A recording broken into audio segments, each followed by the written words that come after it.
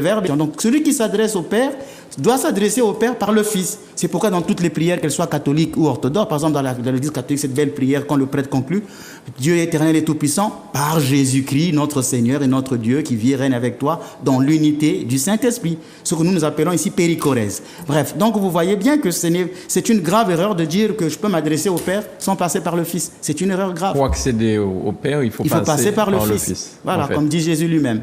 D'accord. Donc là, je pense que c'est plus clair comme ça.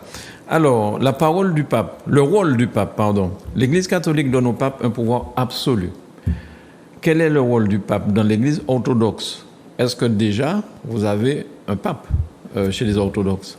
Bien, comme je faisais tout à l'heure ce rappel historique, je l'ai fait en disant que chaque Église avait son patriarche. Oui. La notion du pape n'était pas vraiment en tant que telle. C'était, on les appelait des patriarches, des pères dans la foi, des sentinelles, des personnes qui veillaient sur la foi de l'Église. Et ces patriarches se rassemblaient. Le pape de Rome, le pape de Constantinople, le patriarche de Constantinople se rassemblaient.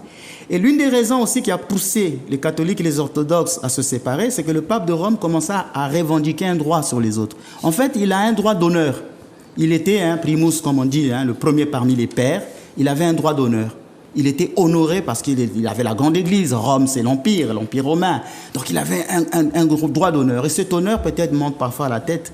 On commençait à penser qu'il faut que je commande sur les autres églises. Et l'expression qu'on a utilisée, c'est que non, mais le Christ a dit, tu es Pierre, et sur cette pierre, je bâtirai mon église.